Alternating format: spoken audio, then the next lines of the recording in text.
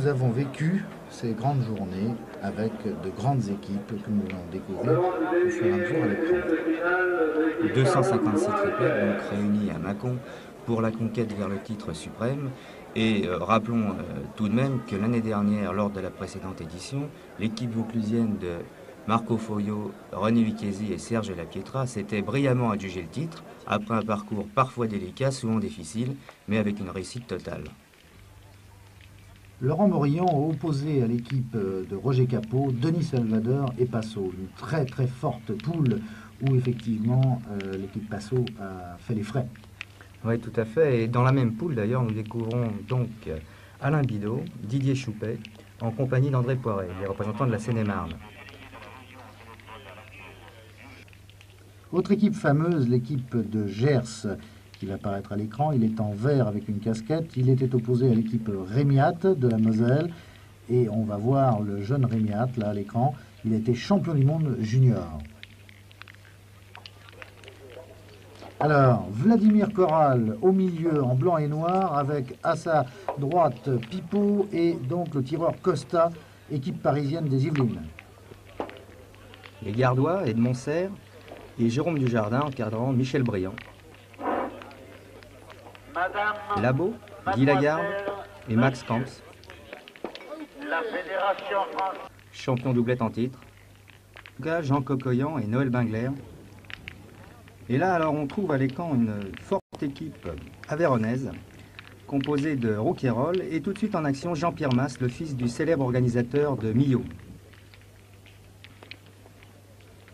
La Saône-et-Loire et Michel Ducarouge sont représentants, en compagnie de Nicolas Mazéo. Le Toulousain, il s'agit de Dédé Gali. Le Mosellan, Dilaver Azir, champion de France junior, ici en compagnie de Nobinic Rémiat et de Tonino Benacquista. Une excellente équipe de l'Est de la France. Franck Escat au tir, en compagnie de Vincent Nervosi et de Jean-Pierre Boulet. Nous découvrons à l'écran Pierre Santiago. Pierre Santiago a véritablement été l'une des révélations de la saison 1988. Effectivement, avec deux jeunes coéquipiers, il a vécu un véritable conte de fées, puisqu'il s'est permis dans la même année d'arriver en finale du grand concours international de la Marseillaise et 2 mois après de remporter le championnat de France junior. Bravo. Nous avons une équipe en 64e de finale qui est actuellement menée 10-3. Et la deuxième équipe est en barrage, elle est également menée. De sorte que nos espérances sont minces, mais nous comptons quand même sur la fermeté, le désir de vaincre de nos joueurs pour faire une bonne prestation au championnat de France. Donc je suis quand même confiant. Ce matin, on a commencé par faire 2 parties dans les poules, ce qui nous a permis quand même de se mettre un petit peu dans le bain, avec 2 bonnes parties. La première, on a joué contre les Pyrénées-Orientales, qu'on a gagné 13-7. Et ensuite, la partie de qualification, on a rencontré le Vaucluse, qu'on a gagné 13-4. Voilà, mais bon, je pense que ça nous a mis dans le bain. Apparemment, on paraît bien et je pense que cet après-midi, ça ne contredira pas. Nous découvrons l'une des premières parties des 64e de finale de ce championnat de France. Il s'agit d'une équipe de Guadeloupe qui est opposée évidemment aux champions de l'Allier, Fasino et consorts. Alors, inutile de vous dire que ces Guadeloupéens ont beaucoup souffert. Le soleil pourtant était avec eux. Mais Daniel Voisin au point que vous voyez actuellement, associé donc au jeune Amblard, qui fait office de milieu, et puis à Christian Fasino, le grand tireur, eh bien, ils n'ont laissé aucune chance à cette équipe, malgré pourtant, je dirais, une bonne résistance. Oui, une bonne résistance, et signalons tout de suite que cette équipe est composée de Vincent Guzot, Louis Farinetti et René Sénézergue. René Sénézergue qui n'est véritablement un inconnu pour personne, puisqu'il a été champion de France en 1972 à Bordeaux, avec, excusez du peu, les Catus et Lafont. À l'époque, il jouait d'ailleurs dans l'Aveyron. Farinetti, quant à lui, est marseillais d'origine, ensuite il a été lyonnais, et on peut même dire, pour la petite histoire, raconter qu'il a été le partenaire de Christian Fasino. Il a d'ailleurs gagné avec lui le Grand Prix de Cassis. Alors on le découvre actuellement à l'écran, il est au point. Et il a fait d'ailleurs un beau parcours, hein, assez régulier, on le voit tout de suite d'ailleurs. C'est un joueur de qualité et il a démontré qu'il ne craignait ni une grosse partie, qu'il avait du mordant, malgré Christian Fasignon en pleine forme. Eh bien, ils ont quand même résisté pendant plus d'une heure, je crois. Oui, tout à fait, d'autant plus que la pression a tout de suite été très importante, d'autant qu'il y avait énormément de gens dans les cadres. Bon, effectivement, le fait que cette émission télé ait été tournée sur ce terrain-là avait attiré une foule énorme, et l'on peut dire que c'était des conditions particulièrement difficiles pour les joueurs. Il ne faut pas oublier cela, et, la réverbération du terrain, un terrain qui n'était d'ailleurs pas si facile que ça. Il faut voir que à ce niveau, d'ailleurs, le comité avait bien fait les choses puisqu'il avait préparé et installé un terrain spécialement pour notre retransmission télévisée. Tout à fait. Et donc les joueurs avaient énormément de difficultés, je dirais, pas forcément au tir, mais surtout au point, parce que ce terrain était très serré. Tout à fait, un magnifique carreau de Christian. Alors là, bon, c'est sûr que c'est un petit peu... on revoit ce carreau ralenti là, qui est vraiment tout à fait superbe. Et Christian a souvent, bon déjà on le constate ici en cette partie, a souvent fait la différence au tir. Bonne résistance hein, quand même, on peut le constater. Ah bah, tout à fait, nous avons affaire à des garçons qui sont adroits. Et puis ils ont, disons, ils n'ont pas eu peur, il faut bien le dire. Bon, ils étaient en dessous, d'accord, mais ils ont résisté jusqu'à la fin avec beaucoup de fair play. Je dirais détendu. Là, ils ne pouvaient pas gagner, mais une équipe qui aurait pu aller peut-être un peu plus loin si on avait eu la malchance tout de à tomber fait, sur tout à fait, une bonne équipe, bon, mais qui était véritablement un petit peu en dessous, mais comme beaucoup d'autres le seront par la suite. Enfin, dans les ans. Daniel Voisin encore, toujours la même régularité au point. Il a fait une démonstration encore toute la journée du samedi, malgré des conditions difficiles de terrain. C'est vrai que le samedi, il a été très brillant. Et les conditions, effectivement, le terrain n'était pas tout à fait les mêmes entre le samedi et le dimanche, mais nous verrons qu'à l'intérieur, les conditions ont véritablement changé. Encore que là, on s'aperçoit très bien que les rangs ne sont pas franches et que le moindre caillou à ce moment-là devient délicat à négocier. Et voilà, c'est fini pour les Guadeloupéens. Renouveler l'espoir, il y a encore cette partie à faire. Maintenant, moi je me sens très bien. René pareil, Lucchesi va bien. Bon, Serge, s'il pointe très bien, pourquoi pas, on peut aller au bout. Maintenant, gagner, c'est encore autre chose. Hein. L'année dernière, tout le monde pensait que c'était difficile pour nous de gagner, on a gagné. Cette année, bon, on est 256 au départ, il y en a 255 qui veulent me reprendre le maillot. Bon, il y en a déjà 128 qui ne pourront pas le reprendre parce qu'ils sont éliminés. Maintenant, il n'y en a plus que 127. Alors on attendra encore la partie d'après, on verra. Alors cette partie d'après, comme disait Marco Fouillot, eh bien, nous allons y assister maintenant. On va découvrir que Marco Fouillot et ses partenaires ont beaucoup souffert face à une équipe de l'Essonne qui était très forte et où on a découvert des talents. Oui, des talents confirmés et puis également de jeunes talents. Et il s'agit en effet de Roger Roux, associé à Jean-François Robert et Joseph Reynard. Alors, celui qui vraiment s'est imposé, bon, on le connaissait déjà, Roger Roux, 2 fois demi-finaliste au championnat de France, également de très nombreuses participations dans les 3 domaines, c'est-à-dire tête-à-tête, doublette et triplette, donc c'est pas un joueur qui avait à faire ses preuves, mais par contre c'est un joueur qui a démontré d'énormes qualités de cœur face à Marco Fouillot, quand même, qui est très connu, et puis aussi d'énormes qualités en tant que tireur-tête. On savait que Roger Roux était un garçon très adroit, mais là il s'est vraiment affirmé comme un grand leader d'une équipe qui a mis en difficulté très rapidement les champions de France. Les champions de France qui avaient sur les épaules le maillot tricolore, mais peut-être justement ce maillot tricolore n'a-t-il pas été sans effet sur le déroulement de la compétition?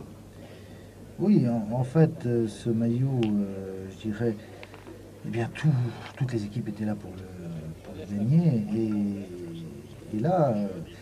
René Lucchesi, Serge Lapietrin et puis Marco Fouillot, eh bien, il fallait qu'ils le défendent, mais aussi il fallait qu'ils soient mordants, je dirais. Il fallait aussi qu'ils fassent peur, qu'ils attaquent. Et ils n'ont pas su faire peur à Roger Roux, peut-être parce que Marco Fouillot n'a pas fait non plus suffisamment gros jeu. Fouillot tire. Bon, voilà, une petite erreur encore, 6 mètres, On n'est pas habitué à ça avec Marco Foyot. Non, on n'est pas habitué à ça. Et lors de la précédente édition, justement, Foyot et Lucchesi avaient pris tous leurs adversaires à 6 mètres.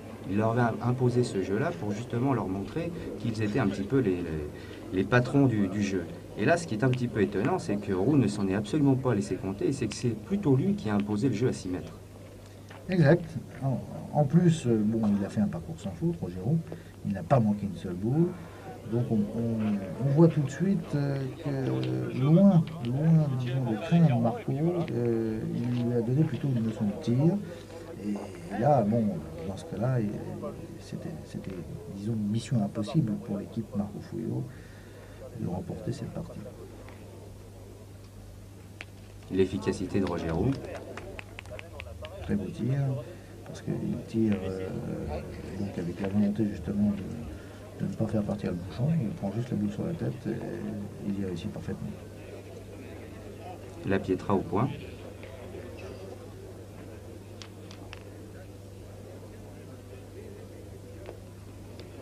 Bon, alors là, effectivement, un Pietra bon, qui apparemment ne joue pas bien, mais en fait, on peut dire qu'il n'a pas déjoué, démérité, parce qu'il a assuré son contrat en tant que pointeur sur un terrain très très difficile.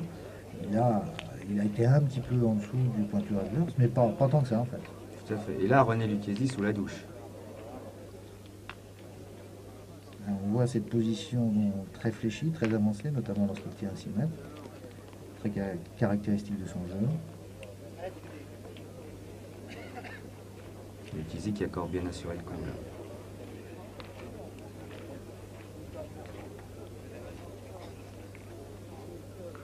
Petite réflexion. On s'interroge dans l'Essonne. Comment négocier le coup? Oui, surtout que comme les conditions de point et de terrain étaient assez délicates, souvent on se posait la question où on allait jouer la boule, plutôt la jouer en demi-donnée, plutôt la faire rouler. Et effectivement, Roger Roux, qui est le leader de cette équipe, a en permanence conseillé ces deux joueurs, ces deux coéquipiers. En règle générale, il était difficile d'envoyer les boules.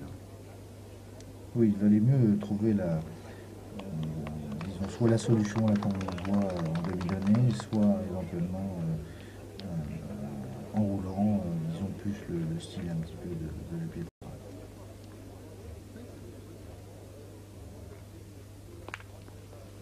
Deuxième frappe de René Lucchesi. Bon, on sait que c'est un des tout meilleurs, un des meilleurs milieux de France. Bon, il l'a encore prouvé.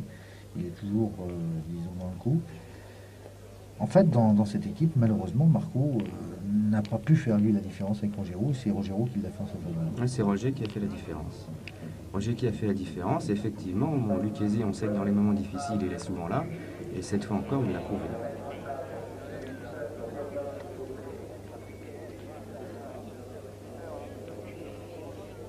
Alors, le jeune milieu de l'Essonne a relativement bien joué. Il a fait un bon parcours. Je dirais c'est le poulain de Roger Roux. Roger Roux le forme, mais je crois qu'il le forme très bien. C'est sympathique de voir un jeune comme cela jouer avec un homme de métier qui lui apprend, je dirais, non pas seulement les ficelles, mais aussi comment gagner dans les grandes compétitions. Nos caméramans. Et alors là, on se retrouve dans la dernière main. Dernière main, nous sommes sur le score de 11-9, donc ils ont quand même pas mal résisté, Marco Foyot, ses coéquipiers. Ils sont bien revenus, d'autant qu'ils étaient menés 10-4. Voilà. Et puis sur cette dernière main, bon, une boule partout. René Lucchesi met la boule en contre pour éviter de prendre donc 2 points. Le jeune milieu donc condamné à tirer, et sans avoir le contre. Et on va voir. Délicat. De quelle manière il a réussi ça. Voilà, c'est la suite de l'équipe championne de France. Je vais d'abord commencer, si vous voulez, par faire un petit peu l'historique de notre société. Il s'agissait au départ de la boule noire qui a été inventée à Toulon en 1967, qui a fait beaucoup d'émules et qui et qui a fait son renom sur des boules de très haute qualité, ne serait-ce qu'au niveau de l'équilibrage, de la finition et une qualité reconnue de la plupart, de la majorité des joueurs licenciés. D'un autre, si vous voulez, la boule noire, c'est tout ce qu'on fait, tout ce qu'on peut faire de mieux en boule en acier fin au carbone. Nous sommes pour cela associés à Bucaro. Bucaro, la boule noire, en fait, ce n'est qu'une marque. C'est deux types de produits. Bucaro, c'est des boules en acier inoxydable de très haute qualité. En parallèle à la boule noire, où les produits sont en acier fin au carbone. Une autre partie de ces 64e de finale opposait des joueurs dromois à de jeunes Parisiens également très connus. Alors, on va découvrir dans le rond Thierry Lesage. Thierry Lesage, pointeur parisien, pointeur de talent, qui d'ailleurs jouait encore il n'y a pas très longtemps à la place de tireur, et puis qui s'est un petit peu recyclé, disons, récemment. Un garçon très adroit. Très adroit et très appliqué.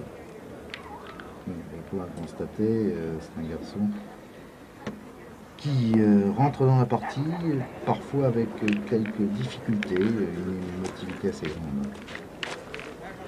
Alors là, il s'agit de Jean-Luc Robert. Robert de Montélimar. Grand espoir du tir français. On a eu un playboy un peu.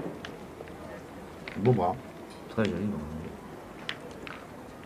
Assez régulier parce qu'il a un bras souple, donc sans, je dirais, sans recherche particulière, un bras naturel, et ce qui explique justement son talent et sa grande régularité dans les compétitions de haut niveau.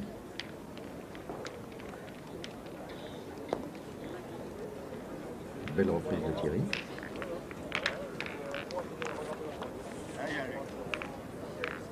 Et donc Robert à nous. Voilà, Robert dans ses œuvres.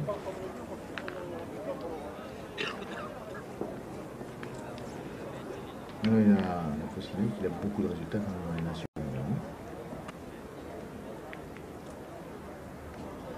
Oui, et puis c'est un garçon aussi qui n'hésite pas à se déplacer, c'est vrai, qui joue régulièrement dans tous les grands concours français. Mais là, il faut dire qu'en ce début de partie, même si on le voit là au tir, il a souvent dû pointer parce que les Parisiens sont passés à l'attaque dès le début de la partie. Alors, Christian Rocher, on peut rappeler qu'il a été champion de France. C'est un, disons, très jeune champion de France. Il y a 3 ans, je crois. Oui, tout à fait. C'était en 85 à Limoges, où il avait d'ailleurs fait une finale extraordinaire en faisant véritablement le plein au point comme au tir. Alors, c'était en doublette avec Châtelain. Oui, avec Pascal. Voilà, et il représente le comité des îles.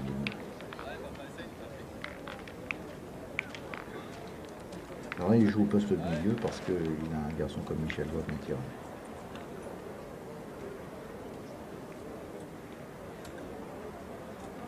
Donc le milieu dromois en action. Charlie Messina.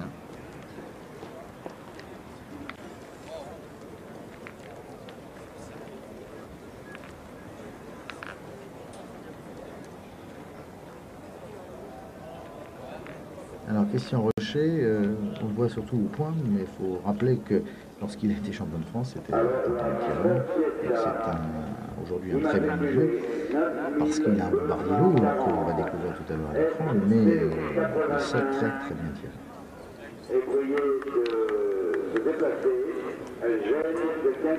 Belmen, Ouais, Belmen. Je répète, le propriétaire de la porte d'Espagne, intitulée 9240, public passionné. et prié de dépasser son véhicule. Merci. Ah, une petite erreur.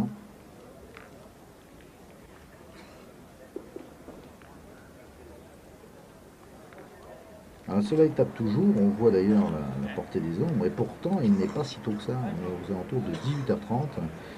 Et il faut voir comment, depuis le matin, où c'était un peu frais, mais tout de suite le soleil vers les 10h s'est levé, ces joueurs ont souffert. Claude Hébrard, là, qui ferme la porte. Alors on découvre nos moyens techniques avec notamment un de nos caméramans qui vous permet de découvrir ces images vues d'en haut, images nouvelles dans la pétanque. Le monsieur qui doit prendre le TGV à 18h47 est prié de se rendre à l'entrée. Le taxi l'attend. Alors les Parisiens au départ ont dominé. Hein, Oui, tout à fait, les Parisiens ont dominé avec un Lois qui était très en bras, très en forme. Et puis, bon, Michel, c'est comme ça. Hein, quand il est très en forme, ça part très vite. D'ailleurs, ça part toujours très vite. Mais là, vraiment, ça partait vite et bien. Et véritablement, les Dromois ont connu quelques difficultés. Et puis, au fil des mènes, je dirais que les Parisiens se sont un petit peu émoussés. Et qu'avec leur assiduité à la pointe, ils ont finalement réussi à démonter, je dirais. Réussi, oui, tout à fait, à contenir dans un premier temps et puis après à prendre le meilleur sur eux. Il faut rappeler que Michel Lois, à l'âge de 17 ans, faisait ses premiers championnats de France tête à tête à Montpellier, tout à fait. Et qu'il avait accédé au quart de finale quand même. Ouais. Après un très joli parcours et puis vraiment c'était un excellent résultat. Malheureusement, il lui manque encore peut-être un petit peu d'expérience, je dirais, puis de maturité, pour ne pas s'énerver lorsque ça va mal. Moi, je crois que c'est un petit peu ça. Hein. Ce ne sont pas tellement les adversaires qui battent Michel, mais plutôt Michel qui se bat tout seul. Qui se bat tout seul, c'est dommage. Un petit peu au tennis, comme au tennis, certains joueurs qui font et qui manquent les points. Quoi. Nous laissons le tirer. On a bien tiré. Il n'est pas content de lui. Mais non, il cherche toujours le palais. Garçon exigeant d'ailleurs. Hein.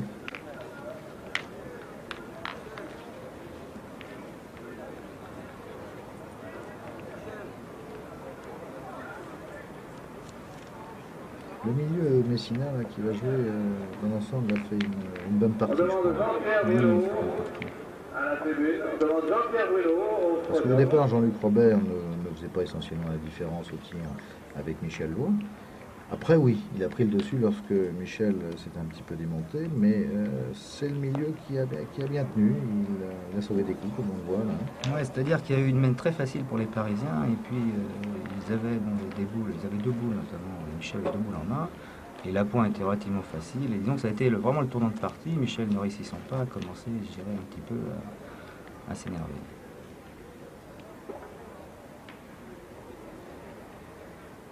Grande concentration. Hein.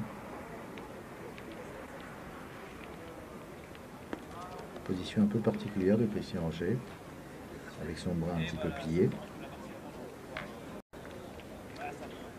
C'est un garçon très sérieux, très appliqué. C'est lui qui mène la partie en fait, avec ses deux collègues, mais c'est également un garçon qui a du tonus, malgré un abord assez réservé. C'est un garçon qui veut gagner et qui fait tout pour gagner.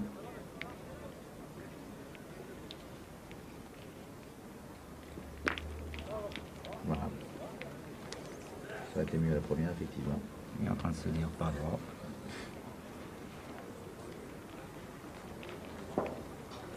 Mais là, on sent que le vent a tourné, hein. Rien qu'au niveau du comportement. Oui, la confiance a quitté le camp parisien en faveur du camp dromois.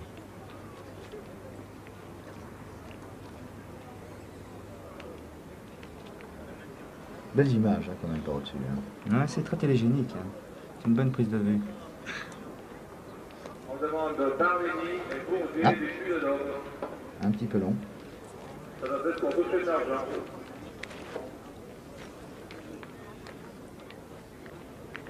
Robert, évidemment nonchalant. Thierry, t'as qu'à penser qu'il y aura peut-être pas assez. Mais bon, il a vraiment le style du Playboy du Midi. Hein. Beau style, efficace. Efficace.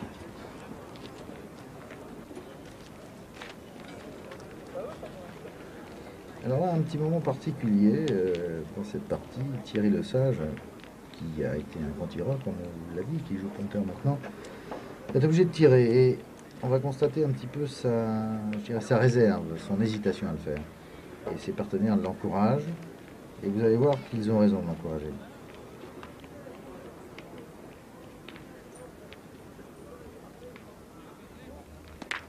Voilà, palais.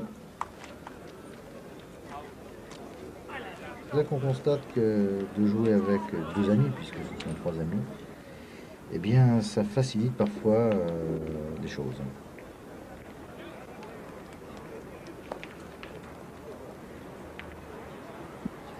Robert échoue et la mène est pour les Parisiens.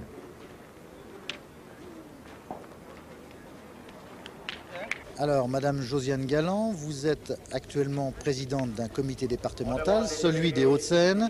Vous faites partie des 2 femmes qui sont, disons, des responsables au niveau de cette fédération. Que pensez-vous de l'évolution à des postes de responsabilité des femmes dans la Fédération française de pétanque et de jeux provençal? Je pense que ça apporte un équilibre. Il est certain que je bénéficie, en tout cas dans mon comité et même au niveau national, d'une audience un peu particulière auprès des dirigeants et des joueurs qui ne s'adressent de toute manière pas de la même façon à une femme qu'à un homme. Et dès l'instant qu'ils se rendent compte que ce sont des femmes qui sont issues du milieu bouliste, c'est-à-dire qui pratiquent depuis de nombreuses années, soit comme moi à cause de mon mari qui est sportif de haut niveau du comité et qui a été champion de France, soit par un membre éminent comme pour Madame Fournier, un ancien membre du comité directeur de la Fédération française, ça se passe très bien et je pense que c'est assez important pour l'équilibre de la fédération. Eh bien, nous abordons la 2e journée de ce championnat avec l'entrée du public à l'intérieur du boulodrome, puisque c'est là que se déroule ce championnat, et on découvre le boulodrome à l'écran. Oui, ce boulodrome à l'écran, et tout de suite on peut constater la présence d'équipes confirmées, mais également celle de jeunes équipes. Nous allons découvrir sur le terrain numéro 1, la première partie, qui oppose les Varois. Les Varois de Maria, Gérard Tavitian et Claude Marin, à une équipe confirmée de l'Allier, Roger Popinot, Pierre Ombreux et Roger Drelin. On voit tout de suite le terrain, un terrain effectivement tout à fait différent de celui de la Valise. Oui, le terrain a changé, avec en dessous, comme dans tous les parties pro, généralement une dalle en béton. On a beaucoup surpris au niveau bien sûr des frappes, au niveau des donnes, effectivement les compteurs, beaucoup plus à ce temps. Beaucoup de succès.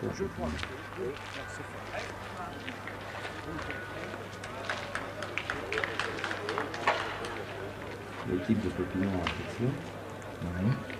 Alors on sait que Roger Popinot, c'est un bombardier lourd, je dirais, lourd, massif, de sa carrière, de sa stature. Et puis c'est un joueur qui, malgré qu'il ne se déplace pas énormément en dehors de sa région, est quand même un joueur de métier, est un joueur qui n'a pas de problème, qui fait toujours son jeu. Qui fait son jeu et qui est fin. Il avait notamment battu en 32e Grasse-Vélo, une bonne équipe de la Meuse à 2 points, et également en 16e, une bonne équipe de Sénénarme, celle de Fuy, à 10 points. Alors le parcours de Maria aussi n'a pas été mauvais, Non, de Maria de Fréjus. En 32e de finale, ils ont rencontré les Gardois de Brillant, qui les ont d'ailleurs éliminés à 5 points. Et en 16e, une excellente équipe de Haute-Garonne, celle de Routier, à 7 points. Maria de palmarès, puisqu'il a été notamment vice-champion de France de doublette. On voit Roger Popinot au final. Et d'ailleurs, on peut dire que parmi le carré d'honneur, les 8 équipes en présence, celle de Maria figurait parmi les favoris.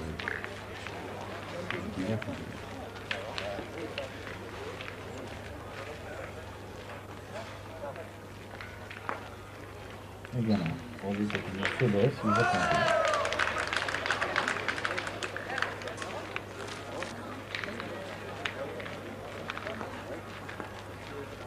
Popinot qui gagne le point.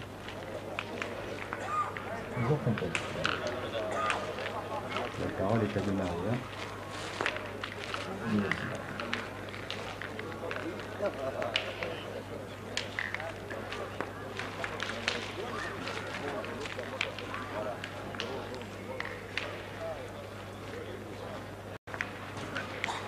Toujours le talent de Maria.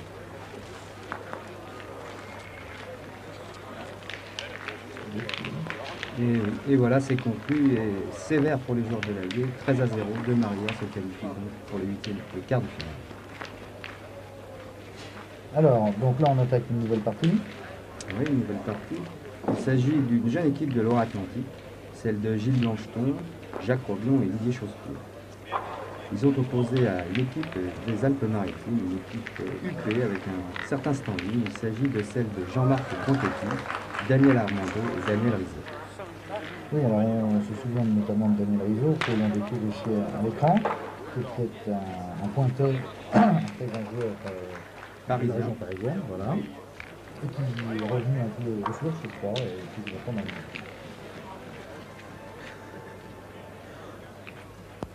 C'est un joueur avec beaucoup de métiers, aussi du talent au point. Il avait tout compris effectivement qu'il fallait glisser la boule, et il a été très très régulier. Très régulier.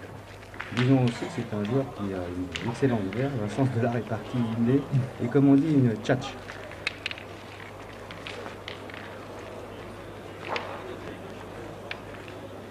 Jacques Robian. Il est jeune, hein? Jeune et montré. Bon, on peut signaler quand même que c'est quand même intéressant ce qui s'est passé cette année, avec l'avenue dans les parties finales de pas mal de jeunes qui ont surpris et qui ont, je dirais, aussi suscité l'admiration du public. Et précisons que cette équipe de Loire-Atlantique a éliminé en 32e de finale l'équipe Nathalie. Et oui, un certain Corse Nathalie. Oui, il y a un Corse, disons, qui a marqué la pétanque avec ses deux collègues Robert Legault et Jean Pan, puisqu'ils ont obtenu le record du titre de champion de France Tripette, mais aussi de championnat.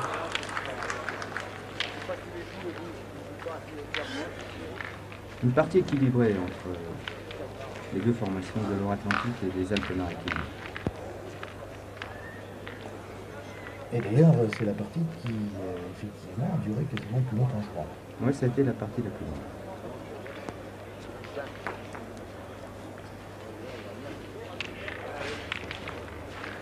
Tu as donné le score? Alors, le score final est de 13 à 10 en faveur de la Loire-Atlantique. Et finalement, là, on va voir au tir Didier Chausse-Pied.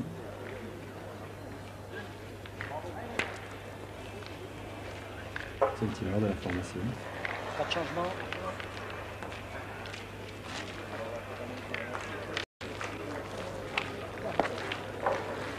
Alors, donc on découvre le terrain numéro 3. Oui, troisième partie qui oppose des Girondins. Les Girondins à une équipe très surprenante, une équipe du Loir-et-Cher. Ici, donc, les Girondins. Il s'agit de Michel Nart, Walter Pagi et Christian Bernard.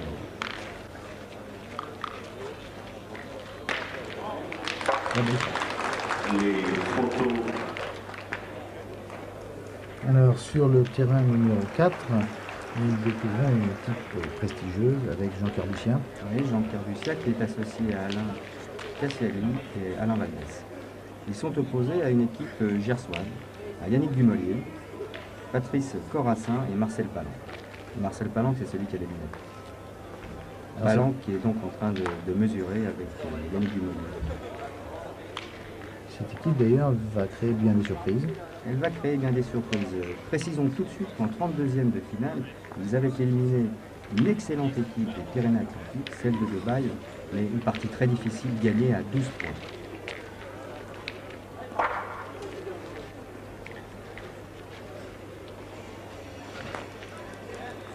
Alors on notera que l'équipe Carbuccia, en fin de compte, est composée également d'un jeune tireur et que l'on voit maintenant à l'écran. Et c'est sympathique de voir cette association entre un grand maître de la pétanque du jeu provençal. Tout à fait. Jeannot Carbuccia, l'aigle pour tous ses amis, qui est un des grands maîtres du jeu provençal.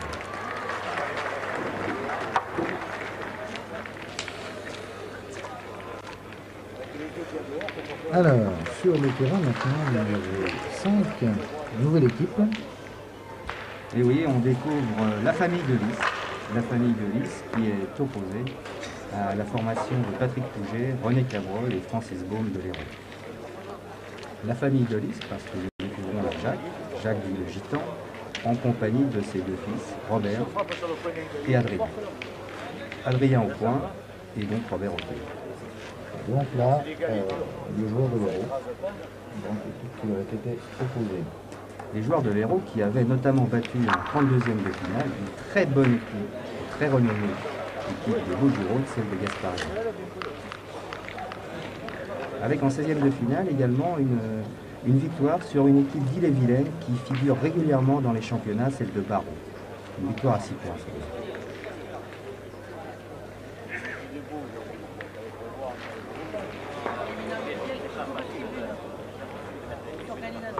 Il joue d'ailleurs côte à côte, on peut le remarquer, avec une autre équipe de l'Hérault.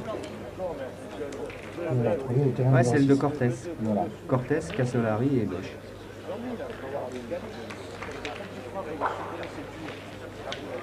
Mais là, l'équipe de Lys domine la partie.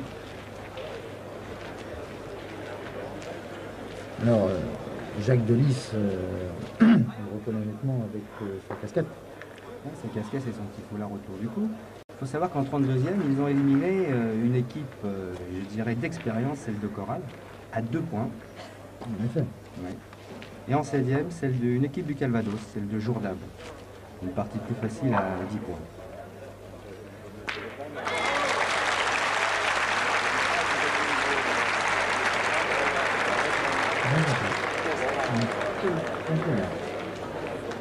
Jacques Delis joue au milieu. Et son fils, donc Robert, a fait très très forte impression durant cette partie et la suivante. Terrain numéro 6 donc. Et oui, on retrouve une équipe de l'Aisne. L'Aisne qui maintenant figure très fréquemment dans le carré d'honneur en finale des championnats. Qui est opposée donc à l'équipe précédemment nommée, celle de l'Hérault, celle de Joseph Cortés, Jacques Cassolari et Alain Bosch. Belle équipe, hein. Une très belle équipe, évidemment.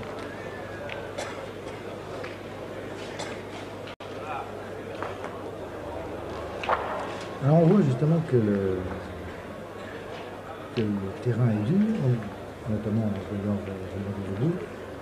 Et ce qui a été surprenant, c'est que les tireurs dans leur ensemble, qui ont été beaucoup sollicités, étant donné que les pointeurs avaient quelques difficultés à bien pointer, n'ont pas fait quand même un super gros jeu. Non, on a eu très peu de carreaux sur ces parties finales et je crois que l'explication en est le terrain qui justement ne permettait absolument pas de tirer devant et donc on a eu effectivement peu de carreaux.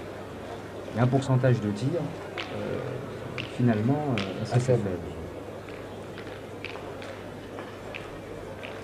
En fait, celui qui s'est bien détaché, comme d'habitude, je dirais du boulot, c'est Christian Frésineau. Mais les autres, en fait, n'ont fait que des petites moyennes, à part, excepté si, dans certaines parties où, je dirais, ils étaient vraiment en confiance et quand même pas trop sollicités. On détient la fin.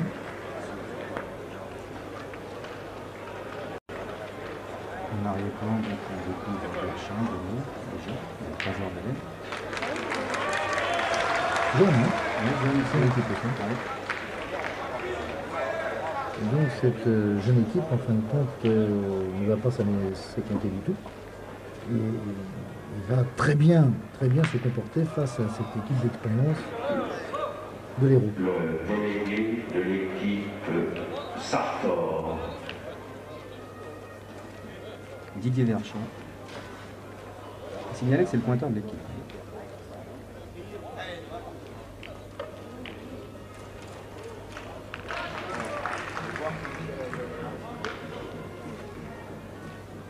Par contre, dans l'ensemble, les joueurs, tous se sont révélés très concentrés.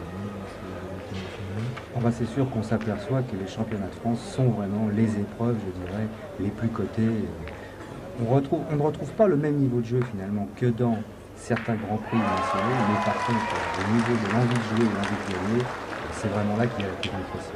Et ceci explique aussi cela, et peut-être, je dirais, le pourcentage de réussite amoindri et au point et au tir. Christophe Jean au tir.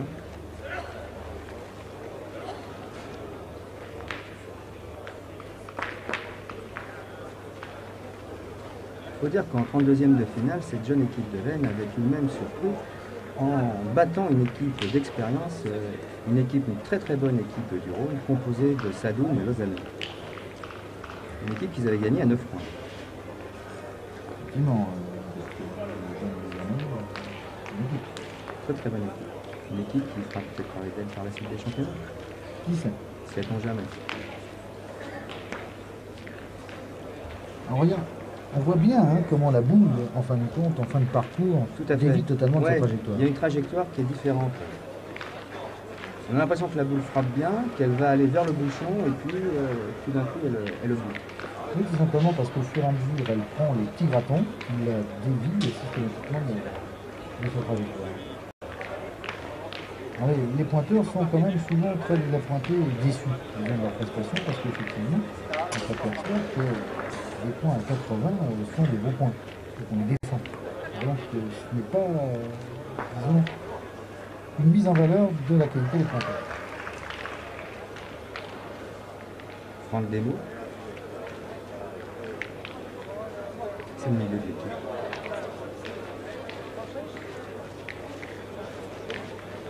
Équipe jeune là encore. Ouais, Franck qui a prouvé qu'au tir comme au point, il était présent et bien là.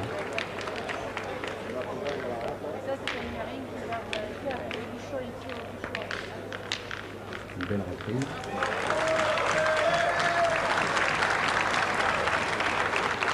Et voilà.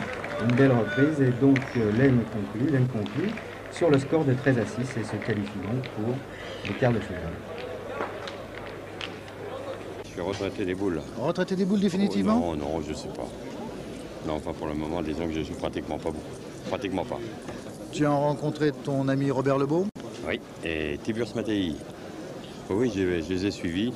Malheureusement pas très longtemps. Mais j'aurais préféré les suivre jusqu'au bout. Qu'est-ce que tu penses actuellement du niveau de la pétanque en France, notamment au niveau des jeunes, par rapport à ce que tu as connu? Je pense que le niveau moyen de la pétanque est beaucoup plus élevé à celui que j'ai vu. Celui que j'ai connu en revanche, je crois qu'il y avait davantage de grosses équipes. Une question au niveau du choix de la Fédération française de pétanque pour les championnats du monde d'avoir mis au point une sélection. Qu'est-ce que tu en penses? Ah, question délicate. Question délicate en ce sens que la sélection porte toujours à critique, en ce sens que chacun pense qu'il peut être sélectionné. C'est là où réside la difficulté. Bon, disons que sur le plan représentation français, j'entends, il faut reconnaître qu'avant ces sélections, on ne voyait pas trop. Alors nous nous retrouvons en quart de finale, il est environ 10h30 du matin. Eh bien oui, donc nous retrouvons 8 équipes. Au terrain 1, l'équipe de Laine, donc Verchin, qui est opposée à celle de Dumoulier et du Gers. Au terrain 3, l'équipe des Bouches-du-Rhône de Delis, opposée à Thibault, du Réloir.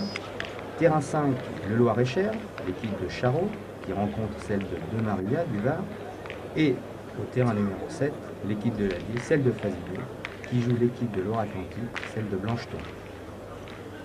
Il faut dire qu'à ce moment-là de la compétition, chaque équipe et chaque partie dispose de 2 terrains. Alors là, on retrouve notre jeune équipe, là. Oui, l'équipe de l'Aisne, avec donc au point Didier Verchin.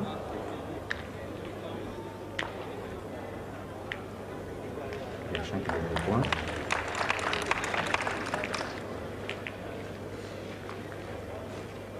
Ils sont opposés à Dumoulier, au tir. Yannick Dumoulier au tir. Au palais. Petit palais glissé. Cette partie va être très disputée, notamment au début. Ouais.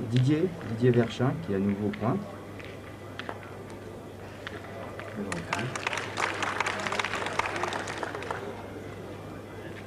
Et là, c'est le milieu gersois qui entre en action. Il s'agit de Patrice Corassa.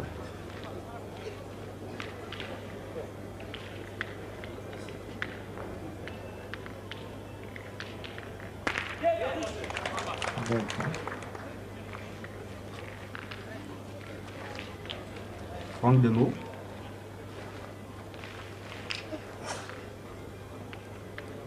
Alors on va le voir plutôt en train de pointer, c'est le milieu donc de l'équipe. Hein. Bah oui, là disons que la situation de jeu l'oblige à pointer.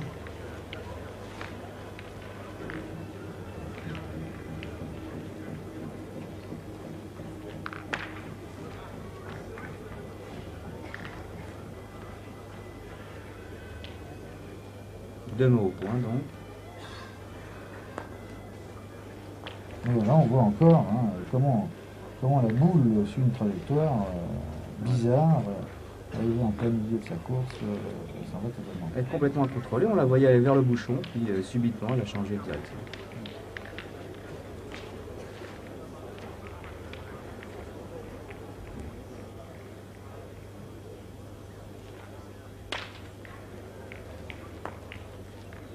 Ah, celle-là arrive, oui, elle arrive.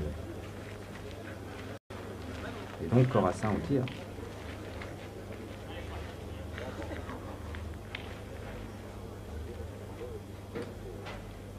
Alors au stade de cette partie, nous en sommes où là? Nous en sommes à 6-3.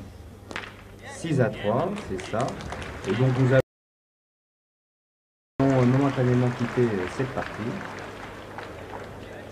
Pour aller rendre visite à un autre terrain. On voit d'ailleurs les scores affichés. 6-3, tout à fait, oui.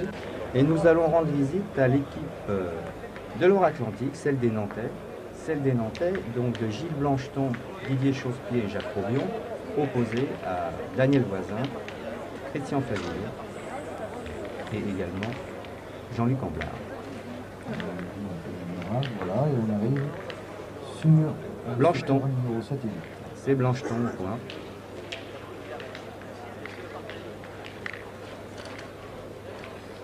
On voit à quel point il est appliqué ce jeu. Il a vraiment du mal à envoyer la boule. Il la conserve très longtemps. Mais le résultat est là, oui. Alors, qui tire dans l'équipe tête? Christian, sûrement? Ouais.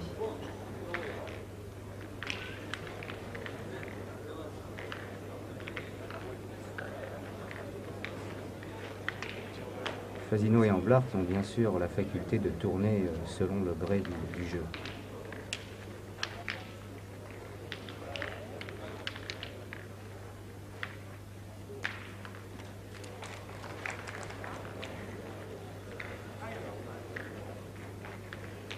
Alors Christian Fasino, là encore,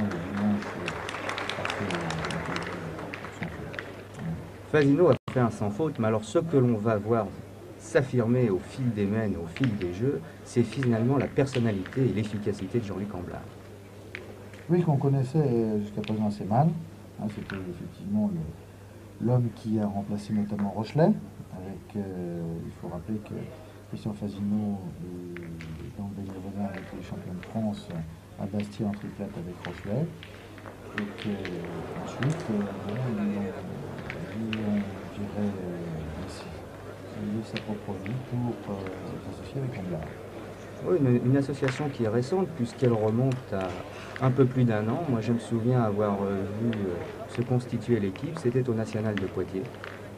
Et là, j'avais remarqué, bon, comme tout le monde avait les yeux sur Amblard parce que c'était le 3e homme et le nouvel homme de l'équipe, Fasino Voisin, qui allait-il prendre?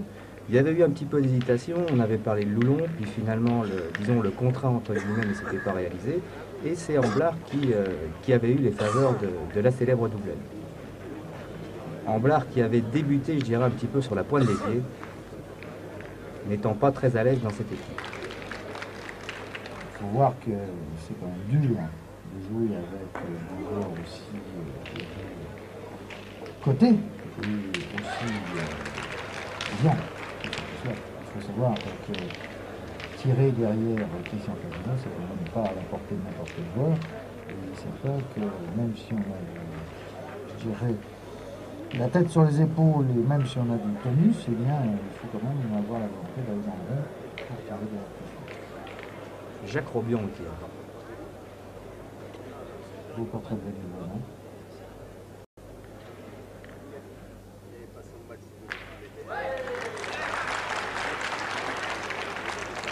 Jacques Robion, très efficace. Très efficace et très connu dans tout le Pays de Loire et sur toute la côte ouest. Alors donc, il coupe. Et nous repassons sur une nouvelle partie. Alors là, petit retour, on revient sur la partie Verchin du Moulier. Verchin du Moulier, nous les avions quittés tout à l'heure.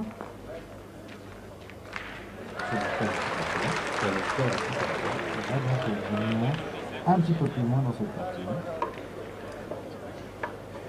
Et je crois qu'on va assister déjà à un... Tout à fait, avec Franck Demeaux au tir d'abord.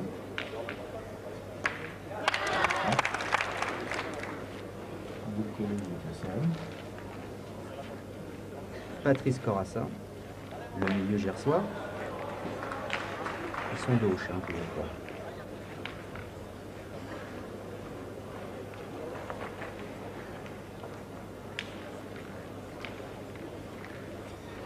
Donc là, il n'y a plus que le Gers qui a les boules.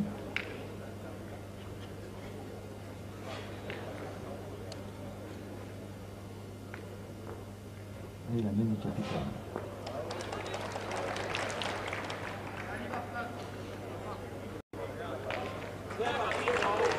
La boule compte.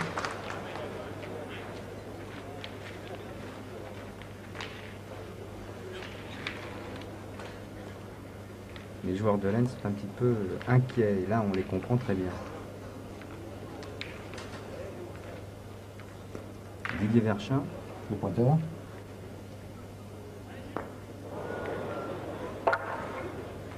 Qui montre qu'il a du talent également au tir.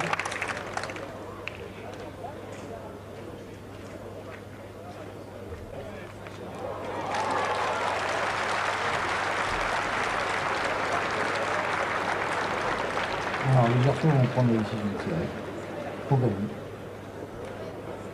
Yannick Dumoulier.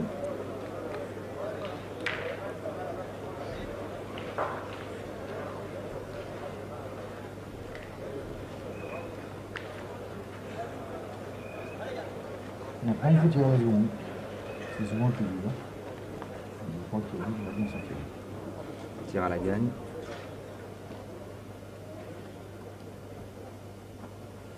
Et oui, c'est fait, 13-3. Donc le Gers se qualifie pour les demi-finales. Et nous allons chercher une autre équipe de ces quarts de finale.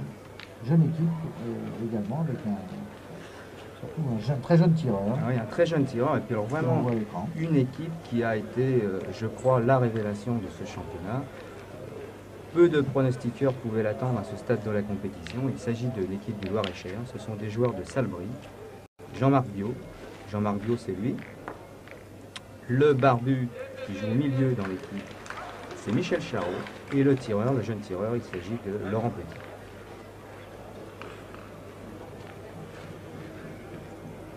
Alors ils sont opposés aux Varois de Fréjus, à Marin, Tavitian et de Marie.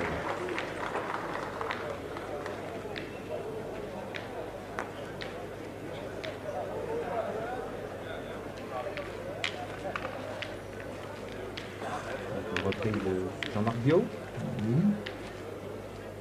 Là, petit problème hein, pour nous parce qu'ils sont tous en jaune.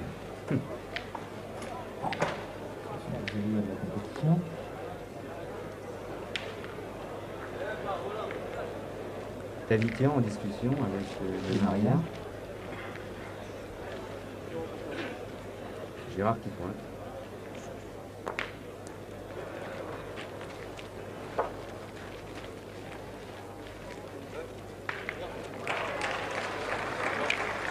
Cette équipe de Maria, en fin de compte, était parmi celles qui étaient pronostiquées dans la finale, au moins des demi-finales. Et en fait, faisant figure des favoris face à cette équipe de Loir-et-Cher,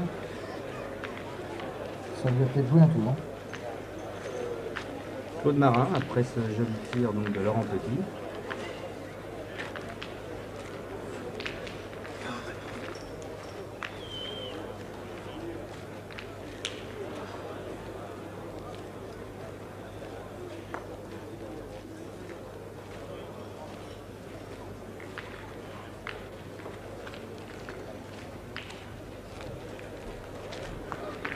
On voit de très nombreux publics donc, derrière qui assistaient à ces parties finales dans le Vélodrome.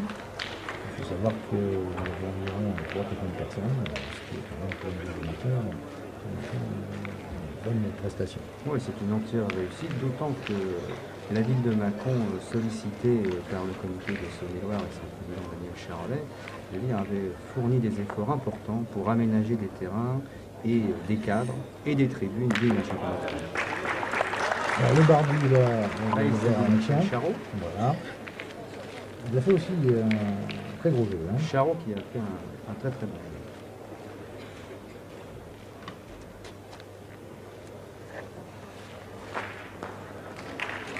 Je crois que les garçons, je dirais, assez solides au niveau du jeu et des nerfs.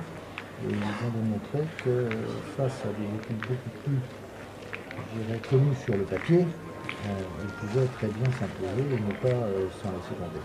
Ah, tout à fait, parce que l'équipe de Maria, au début de la partie, avait les faveurs de la foule. Hein.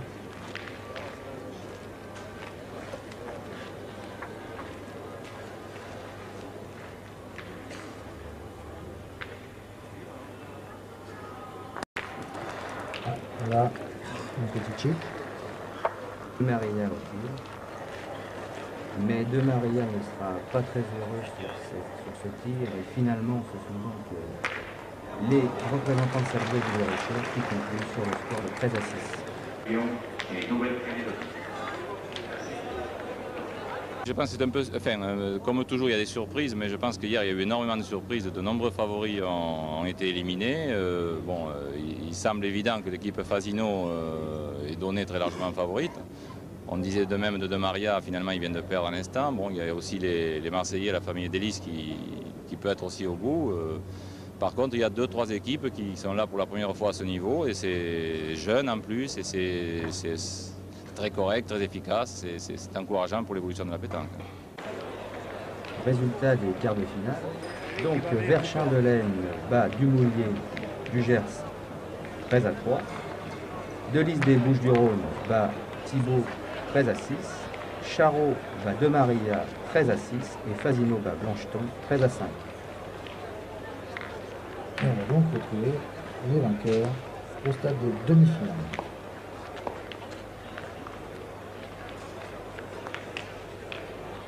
Après avoir vécu ensemble la finale de la Coupe des Dom-Tom. Précisément. Alors une finale de la Coupe des Dom-Tom qui oppose la Martinique à la Polynésie. L'équipe martiniquaise, composée d'Eugène Fortas, Mozart Joly et Peria Tanguy. Quant à la Polynésie, il s'agit de Remuera Temari, Julien Sansine et Bernard Teruatu.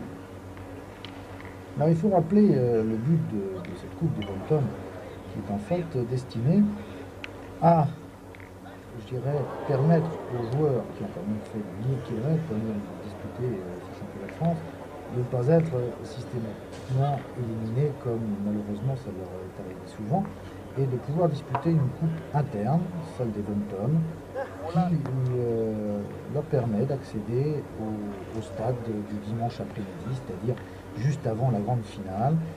Et cette Coupe des Dom-Tom s'est donc déroulée en même temps que les deux demi-finales. Ouais, il s'agit donc de la Coupe de la Ligue Antilles-Guyane. La Ligue de la Coupe Antilles-Guyane, qui regroupe la Guadeloupe, la Guyane, la Polynésie, la Martinique, la Réunion et la Nouvelle-Calédonie. Alors on voit que ces joueurs font de plus en plus de progrès. D'ailleurs, on va le constater après dans d'autres compétitions. Le niveau est en train de s'élever. Il est certain qu'il manque encore peut-être un petit peu d'expérience et puis surtout de pratique à un haut niveau de la compétition. Mais ce sont des joueurs appliqués qui, je dirais, ont fait de gros progrès depuis ces dernières années. Les Polynésiens en rouge et les Martiniquais donc en blanc. Voilà.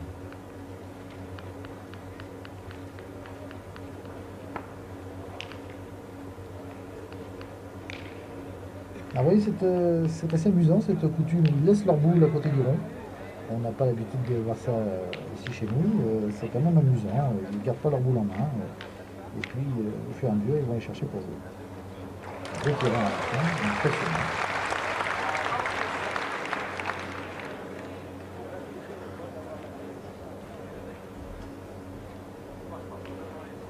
Belle bête, comme on dirait.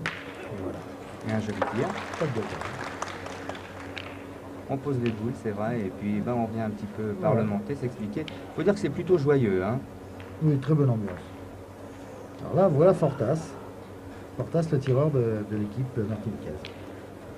Chez lui, on l'appelle le bombardier. Et c'est vrai qu'il casse des boules. Alors là, on va le voir au point. Il va nous démontrer qu'il sait quand même aussi pointer. Eugène. Ah, un petit peu court. Enfin, sa décharge, rappelons que quand même, on a toujours sur le même terrain que ce matin dans le cadre des 8e et des quarts de finale et qu'il y a encore des surprises, bien sûr, au niveau des terrains. Une équipe martiniquaise qui pouvait s'afficher comme favorite au départ et puis qui finalement a eu beaucoup de difficultés.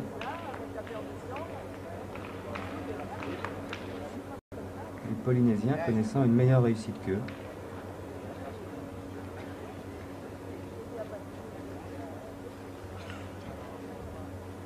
Alors ces Polynésiens, il faut savoir qu'ils ont fait des milliers et des milliers de kilomètres pour venir nous voir.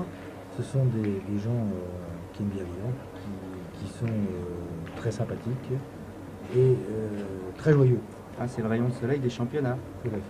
Ils amènent d'ailleurs souvent des colliers de fleurs. Hein. Exact. C'est la tradition. Voilà. C'est donc très sympathique au niveau de la démarche de ces joueurs qui sont très très heureux de participer à ces championnats et qui souvent nous donnent, je dirais, la joie de découvrir sous un autre angle parfois des régions qu'on ne connaît pas du tout, et ne serait-ce qu'en les contactant dans ces championnats. Donc la Polynésie qui domine toujours.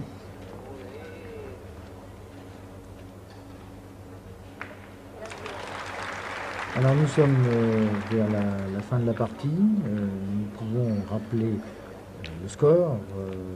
En fin de compte, la Polynésie l'a remporté sur le score de 13-5, à la grande surprise générale, puisque nous attendions tous les Martiniquais. Mais les Martiniquais n'ont pas pu... Donc au niveau fabrication, nous fabriquons 6 modèles de boules. Nous diffusons en gamme Bucaro, donc le plus haut de gamme, c'est la Bucaro GTI. C'est des boules qui sont fabriquées uniquement à la commande. Le Nec Plus Ultra, c'est la Rolls de la pétanque. Des boules super équilibrées, un marquage très profond et un super équilibrage.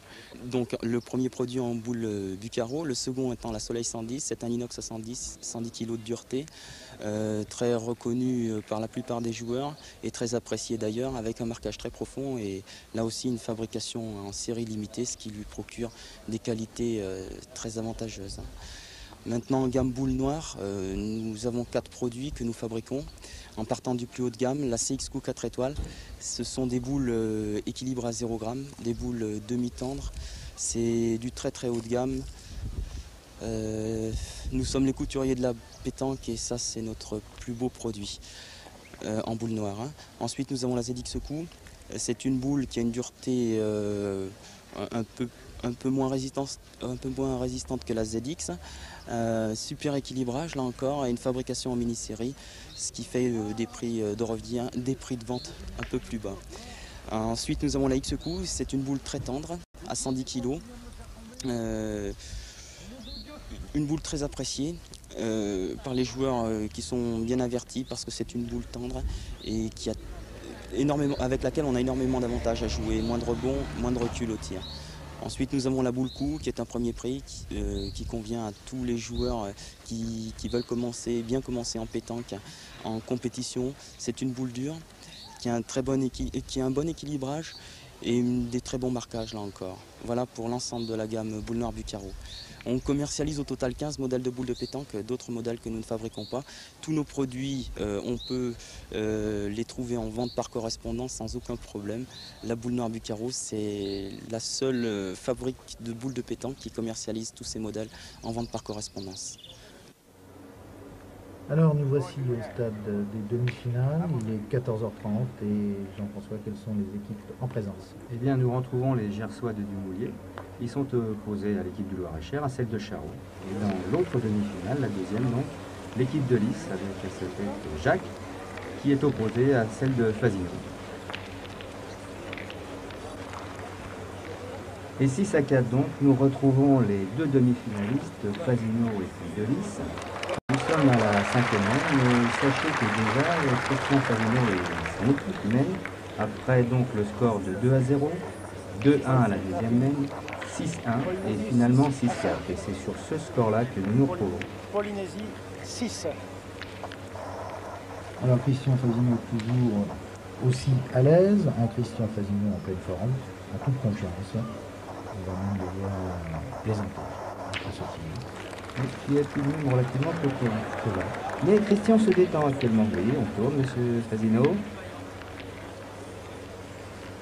Il prouve qu'il est en pleine possession de ses moyens, en toute confiance, et qu'en plus, il a plaisir, vraiment plaisir à jouer et à gagner, bien sûr. Adrien Delis au point.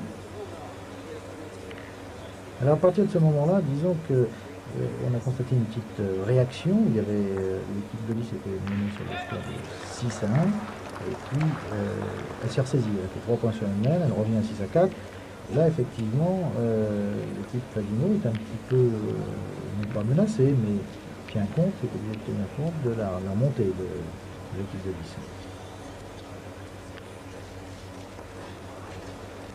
Voisin qui tente une reprise.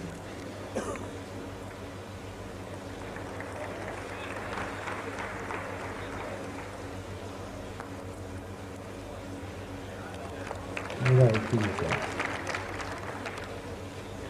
Robert de Lys au tir. Alors on va le constater, il a fait lui aussi un très beau parcours.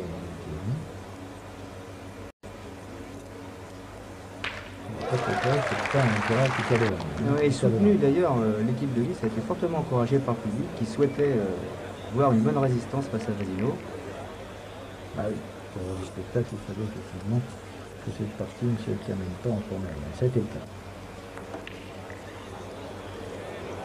Daniel Voisin un peu court, il ne fait pas la reprise. Et donc il va forcer Amblard, Jean-Luc Amblard, à ils vont faire le choix.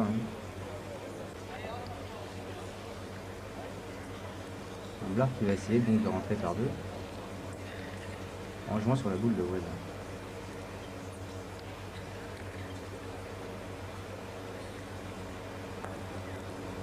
Et voilà, c'est fait. C'est fait. Donc, il est rentré au point. Peut-être pas, non, pas par deux, justement. Un seul point pour l'instant. Qui va permettre aux tireurs de Lys de retirer. Mesure dans l'air. Mesure un petit peu succinct, au pied. Ah ouais, comme dans le midi. Comme dans le midi, bien sûr. Comme un peu partout, mais surtout dans le midi, effectivement. Robert de Lys. Qui retire. Donc il va quelqu'un, il a le point par terre, donc avec la boule derrière.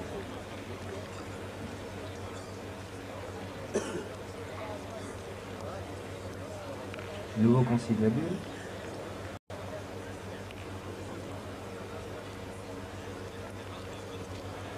Alors on voit tout de suite quand même que les 3 joueurs dans l'équipe Fasino participent. Ouais, c'est ce que j'allais dire. C'est ce que j'allais dire. Amblard est dans le coup et il donne son point de vue et il fait partie de l'équipe. Et ça c'est important et c'est appréciable pour que cette jeune recrue de l'équipe Fasino, de se savoir écouter, de se savoir épauler.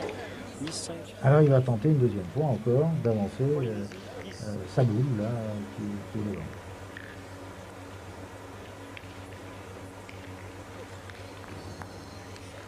Et une deuxième fois, il va pas gagner. Donc cette ici, par contre, il se fait bouton. Oui, alors là, problème pour Jacques. Alors, il faut se souvenir qu'il reste une boule chez Christian Fasino. Ouais.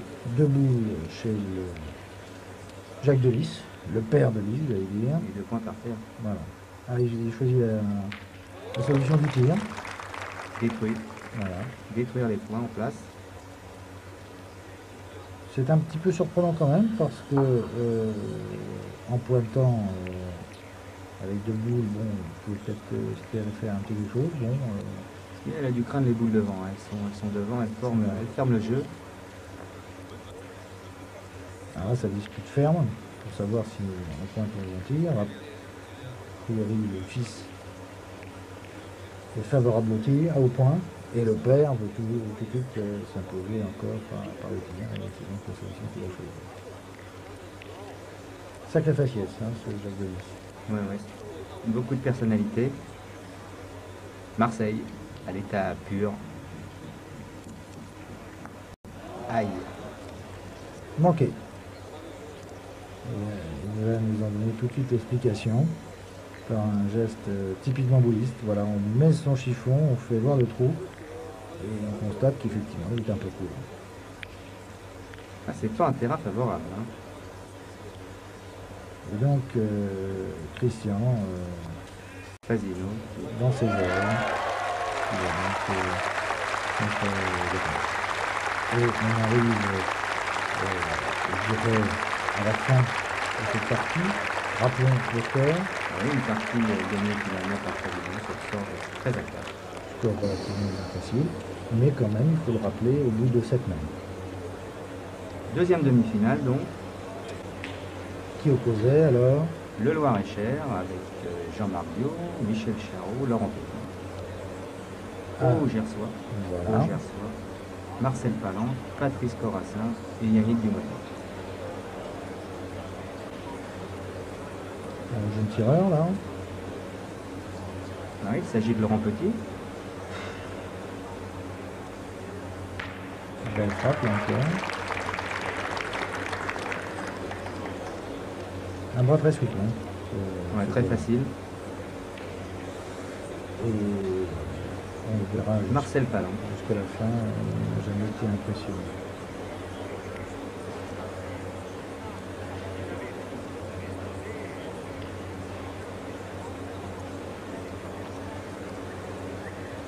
Position dans le fond, un petit peu de travers.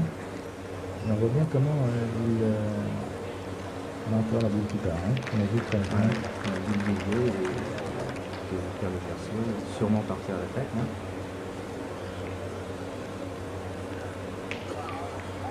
Il a quand même repris le point. Et donc il choisit ce tir.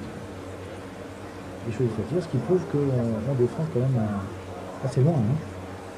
C'est une boule qui est un palais. Et il privilégie beaucoup plus que le tir que non, bah c'est sûr qu'une équipe qui pointait trop, là, ça voyait tout de suite en difficulté. Il faut du tir. L'équipe Charot s'est donc imposée quand même relativement facilement. Jean-François, tu m'as donné un peu de détails. Oui, à part la première main qui avait été un petit peu difficile, rapidement la situation a évolué et Charot s'est retrouvé à troisième main menant 3 à 1, ensuite 4 à 1, 7-4, 10-4 et 11 à 4. C'est au stade de ce score que l'on est. On trouve en fin de compte les deux équipes. Il est certain que dans un film de 30 régions tout championnat, on ne peut pas prendre bien sûr toutes les mêmes en extenso de chaque partie, alors on choisit le numéro extraire. Une partie donc disons largement dominée par l'équipe de Saint-Brieuc. Et puisque on peut le dire, il va s'imposer sur le score de 13 à 4. Créant ainsi tout de même une sacrée surprise dans ce championnat et accédant au final. On voit d'ailleurs qu'elle a duré beaucoup plus longtemps puisque la partie de Treviso n'est toujours pas. Enfin, elle était déjà terminée depuis longtemps, ils sont sur le seul terrain. Et nous quitterons nos amis gersois, Marcel Palan, Patrice Corassin et Yannick Dumoulin, sur ce tir de Michel Charot. Bien, monsieur Henri Bernard, vous êtes président de la Fédération française de pétanque et de jeux provençal.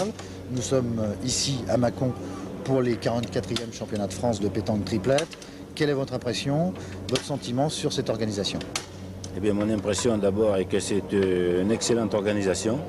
On peut dire que c'est certainement un des meilleurs championnats que nous avons vus jusqu'à présent. Le cadre est idéal, le complexe sportif est bien le long de la Saône. Quels sont vos souhaits en tant que président de cette fédération pour l'avenir? Eh bien, mes souhaits, c'est que pour l'avenir, nous avons 3 projets qui sont en place, que nous avons préparés en 88 et qui sont en place en 89. 2 leçons, ce sont la catégorisation qui est en place en 89 et qui va, le projet, le texte va être amélioré d'ici la fin de l'année pour que 90 et 91 la mettent bien en place. Ensuite, la réglementation dans l'organisation des concours nationaux qui a débuté en 88 et qui a été améliorée, sera encore améliorée cette année pour qu'à partir de 90, presque soit tout en place. Et la mise sur informatique de la fédération, dont tous les travaux ont été commencés afin d'avoir un logiciel performant. Ça sera chose faite d'ici la fin du 3e trimestre, ce qui permettra dans le courant du 4e trimestre et du 1er semestre 90 de mettre tout l'ensemble des comités départementaux et de la fédération sur informatique. Alors nous voici au moment de la finale. Il est 16h30. On voit ici Daniel Voisin qui envoie le but. Alors, on a donc choisi de présenter les temps forts de cette finale, où on va voir comment, en fin de compte, s'est déroulée cette partie. Oui, comment s'est déroulée cette partie, et puis comment s'est dessinée la victoire de Fasino. Fasino, Amblard et Voisin qui, en début de partie, ont été dominés par cette équipe du Loir-et-Cher, notamment sur les deux premières mènes, puisque à l'issue de la première mène, l'équipe Charot menait 1-0, et ensuite elle a mené donc 3-0 à la fin de la deuxième mène. Alors c'était quand même un événement parce que je dirais que le public pouvait penser à ce moment-là que cette équipe Charot pouvait créer vraiment la surprise. C'est vrai que le public et observateurs étaient un petit peu étonnés de voir comment l'équipe Charot prenait à bras-le-corps cette partie et finalement ne s'en laissait pas du tout compter en début de partie face, disons, aux super favoris. Oui, ils avaient donc doublement du mérite. Mais très vite, le métier va parler. Je dirais que la mécanique Fasino, Voisin, Amblard va se mettre en place. Et on va le voir notamment dans la mène suivante, comment sur un contre, cette équipe Fasino va tout de suite remettre les pendules à l'heure et faire surface. Oui, on va assister à une mène tout à fait exceptionnelle, mais ça, nous ne vous en dévoilons pas, je dirais, les secrets, nous allons découvrir ensemble. À cet instant de la partie, donc Fasino, Voisin et Amblard sont menés.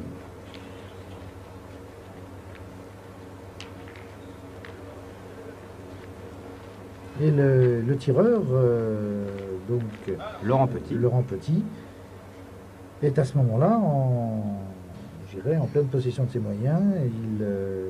Il joue bien, il fait le jeu et en fait tout semble bien se passer. La partie tourne bien pour eux.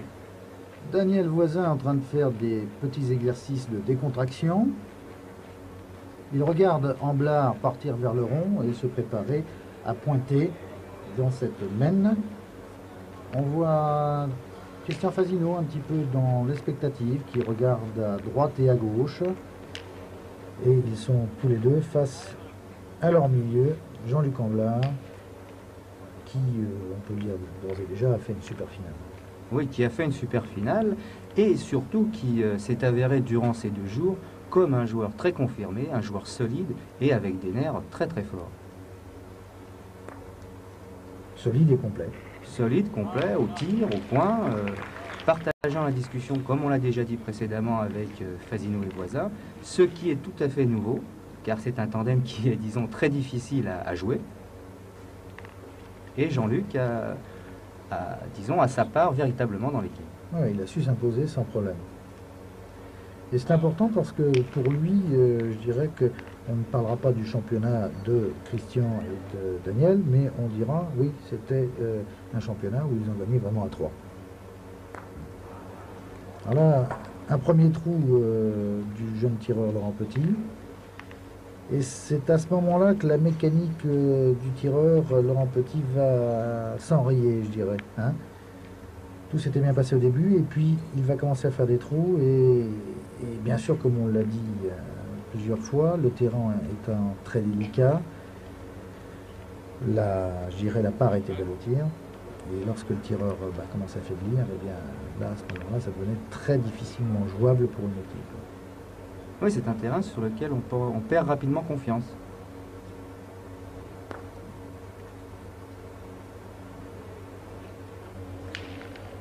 Alors un nombre public, passionné, on le voit d'ailleurs.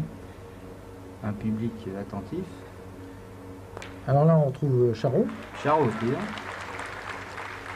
Qui, lui par contre, a fait une belle finale dans l'ensemble du jeu. Il n'a pas trop faibli.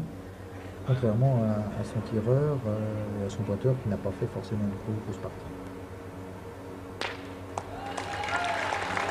Alors la presse, on découvre une presse nombreuse, attentive, et il faut souligner les efforts qui ont été prodigués par le comité de Saône-et-Loire, son représentant Daniel Charolais, mais également des journalistes comme Jacques Loubière et Jean-Pierre Buatier, qui ont tout fait pour mettre en œuvre, je dirais, un championnat très ouvert et favoriser la presse au niveau de l'accueil.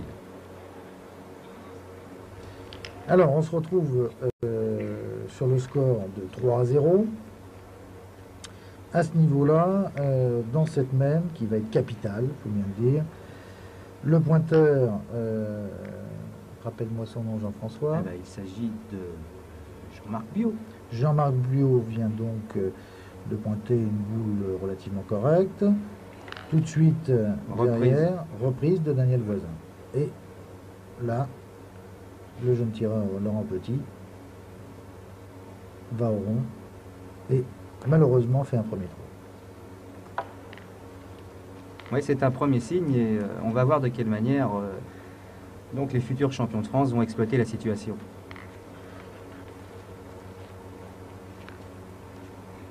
Jean-Marc Biot. Jean-Marc Biot de nouveau au point, qui va tenter de reprendre le point de Daniel Voisin. Il y parvient avec un très beau point, ce qui force notre ami Christian Fasino donc à tirer.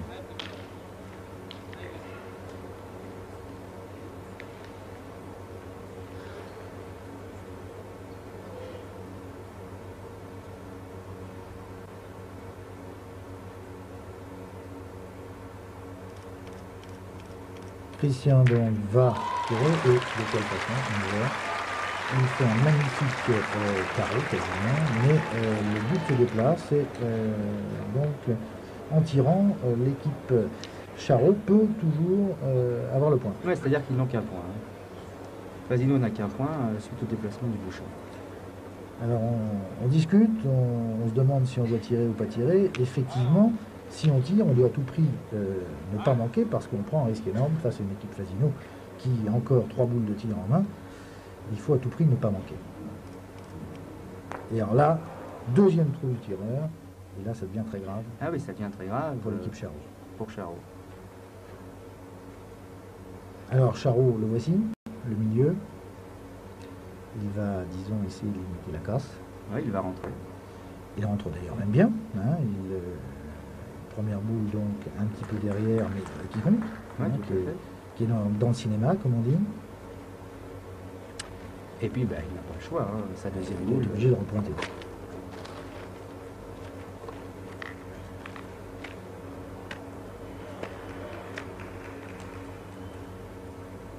Donc là, il la joue bien d'ailleurs parce qu'il la met devant. Il la met devant et... Il va avoir un contre. Voilà, tout à fait. Donc il a très bien joué le coup. Alors on se retrouve avec, en fait, point par terre pour l'équipe Fasino. 3 points derrière pour l'équipe Charot en défense. Alors là, donc discussion à 3, toujours à 3. Oui, 3 boules en main pour voilà. Fasino et Amblard. Alors, est-ce qu'on va choisir le point ou est-ce qu'on va choisir l'attaque? Et c'est là qu'effectivement, je dirais, la détermination et puis surtout la qualité de l'équipe Fasino, bon, ils vont essayer la grosse main, ils vont essayer l'attaque. Et on va voir de quelle manière ça va se passer.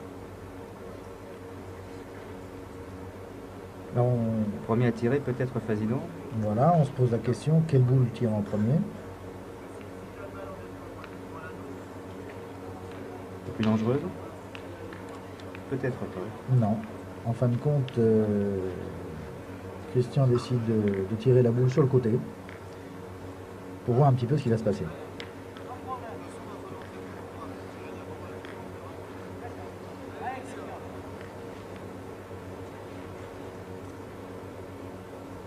Alors, toujours ce petit, souvent, hein, ce petit tic de souffler dans les doigts.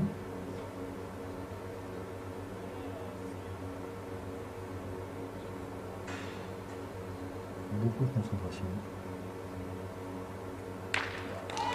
Et magnifique frappe encore de Christian, qui reste. Oui, donc le point compte. Voilà. Le point compte et donc il reste à Jean-Luc Amblard de frapper 2 fois pour faire la grosse main à 6 points. Voilà. Quand on dit il reste, en fin de compte, il faut quand même qu'il tire 2 fois super bien. Oui, tout à fait. Oui. Alors, premier tir de Jean-Luc. Réussi. Et maintenant, disons, tir derrière. Bon, c'est pas une sautée, parce que ça marche. Non, mais il y a 11 mètres. Hein. Mais il y a 11 mètres. Il y a 11 mètres parce qu'il faut savoir que cette mène se déroule à 10 mètres. Et donc, Jean-Luc frappe à 11 mètres.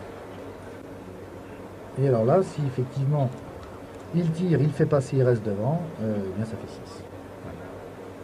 L'heure de vérité, moment très important car ils sont menés, je vous rappelle, 3-0 à cet instant de la partie.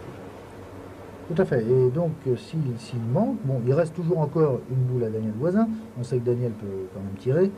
Mais en fait, à 11 mètres, bon, Daniel n'a pas encore tiré et tout. Il faut quand même mieux qu'il la frappe. Hein. Et voilà, superbe frappe de Jean-Luc. Et donc, sur cette même, tout bascule. La partie bascule. On voit le signe de Daniel. Voilà. La partie bascule et on passe à 6 à 3. Et là, c'est vraiment le tournant, parce que l'équipe Charot, je dirais, en prend un coup de moral. Et puis, l'équipe Fasino, bon, bah, sent que ça y est, elle a la partie en main, et donc le rouleau compresseur va se mettre en route. Alors là, on est dans la 4e mène. C'est la 4e mène, avec un appoint de Voisin un petit peu approximatif, mais un petit peu de tout, conditions difficiles. Et par contre, un très joli point de Jean-Marc. Alors Daniel repointe, mais il est court, il est très court. Hein. Il est court. Et donc ça fait quand même 2 boules qui, je dirais, ne comptent quasiment pas. Non. Une mène qui apparemment s'avance mal pour les joueurs de l'Allier. Alors on choisit quand même le tir. Beaucoup d'autres équipes pourraient peut-être pointer là-dessus. Bon, Christian donc choisit le tir. On va essayer de faire passer, et on verra bien après ce qui va se passer.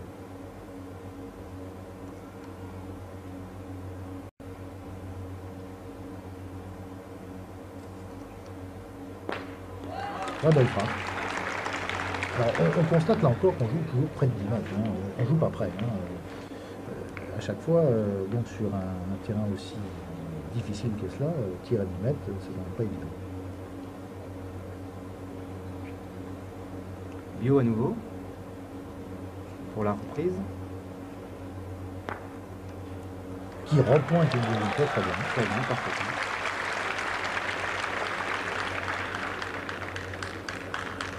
Alors que va-t-on faire dans le plan Fasino? Eh bien encore Fasino. Et on a choisi l'attaque. Et alors là, superbe recul. Ah oui, superbe recul et décisif parce que le recul de Christian le positionne juste en plein dans l'axe du jeu et il ferme la porte.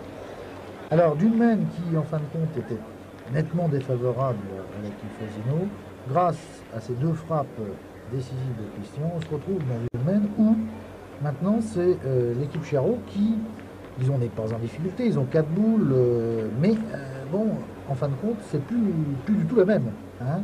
2 boules gênantes devant, et on va voir tout de suite que le milieu Charot, ben, il n'y a quasiment pas d'autres alternatives. Il va rentrer la boule donc de Christian Fasino, c'est-à-dire son recul, et va forcer son jeune tireur, Laurent Petit, à tirer.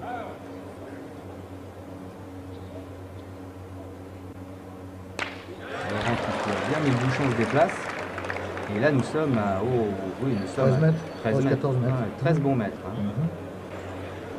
Alors, on vient voir qui a le point. Et donc, le point par terre, pour l'instant, est à l'équipe Fasino. Un point très difficile à prendre. Alors là... Parce qu'on change de terrain en plus. Ouais, et puis c'est roulant en plus derrière. Alors Charot au point. Et superbe. Superbe point de Charot. Presque 14 mètres, c'est vraiment super. Là, question se pose. Il reste 2 boules en main. 2 boules en main chez Amblard. Et puis il reste donc une boule chez le tirant Laurent Petit. Une boule à Petit, 2 boules à Amblard et le point par terre donc. Voilà. Pour...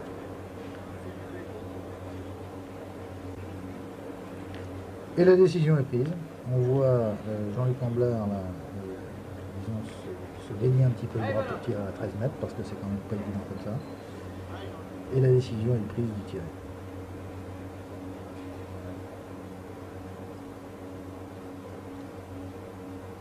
Alors, préparation de Jean-Luc.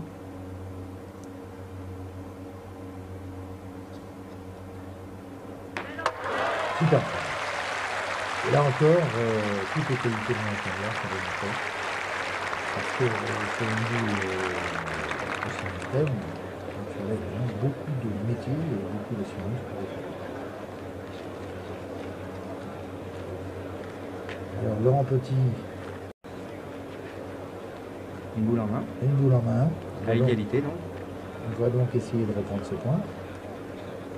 Il est effectivement vrai que s'il le reprend, il est perdu, parce qu'il faut qu'encore que retire à 13 mètres. Oui, ce qui n'est pas affiché. Loin de là.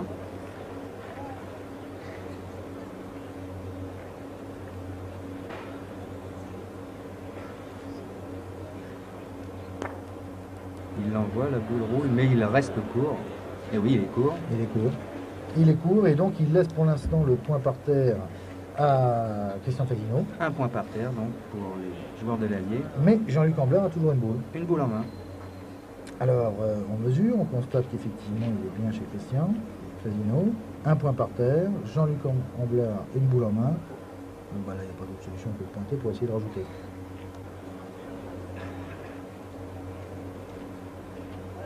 On trouve le même tic un petit peu avec Christian. Il y a du mimétisme. Oui. Ils soufflent tous les deux dans les doigts. Voilà Jean-Luc au point. Et la boule roule. Elle roule, elle roule, elle rentre. Voilà. Et elle compte. Donc cette même nous prouve en fin de compte que même dans des cas difficiles, délicats, eh bien, ils savent retourner la situation. Et là, on va arriver sur la main de gagne, la main décisive. Alors on a pris juste qu'un extrait. Donc, Marc Biot pointe sa dernière boule. Il n'y a plus de boule dans l'équipe Charot. Et la victoire. Et donc, Christian va donc tirer à la gagne. Et la victoire à la frappe. Voilà. Il va tirer à la gagne. Le public retient son souffle, attentif.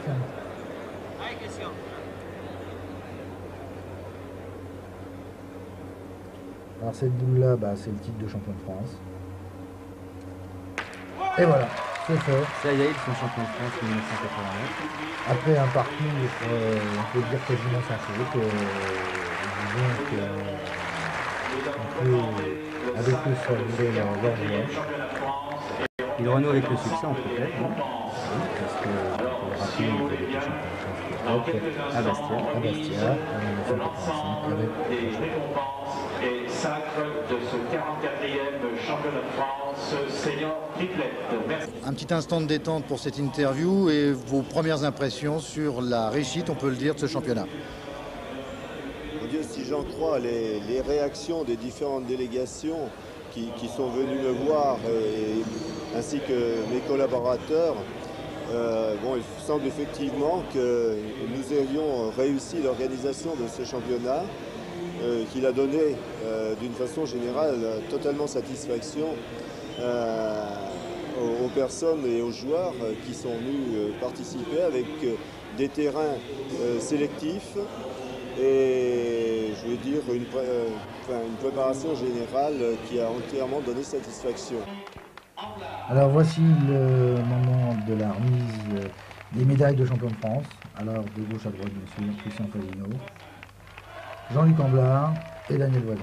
Oui, la grande joie de Jean-Luc Amblard. C'est son premier titre, à lui il est très heureux, on le comprend. Alors c'est le premier titre de Jean-Luc Amblard, mais il faut savoir que c'est le 6e de Christian Fasino. Et un record. Qui détient maintenant le record devant Jean Pan, qui n'en détient que 5. Oui, c'est déjà pas mal. C'est déjà pas mal, c'est déjà pas mal. Et rappelons quand même les trois finalistes. Marc Biot, Laurent Petit et Michel Charot. Alors, prochain rendez-vous à Brive-la-Gaillarde avec une organisation du comité de Corrèze. Et souhaitons que ce championnat nous permette de découvrir encore de nouveaux talents, comme ce fut le cas lors de ce championnat de Mâcon.